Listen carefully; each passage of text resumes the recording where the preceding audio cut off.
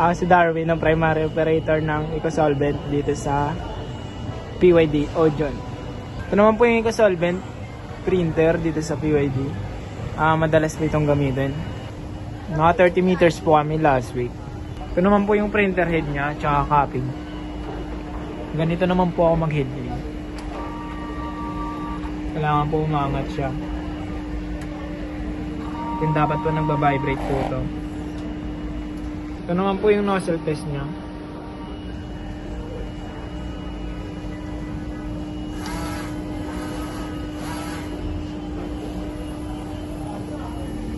Yan, may nakahalo lang po konti. Pero naayos naman po yan. Ito naman po nakalagay sa likod yung ink tank area niya po. Always po yung chinecheck bago mag-print. Ito naman po yung waste tank niya po. Last disposable po namin ay last week pa po. Dito naman po sa PC niya ay nababalance naman po namin yung laman. Bali, dyan po kami nagsasave sa custom file. Nililinis po itong printer every Sunday po. Yun lang po, thank you.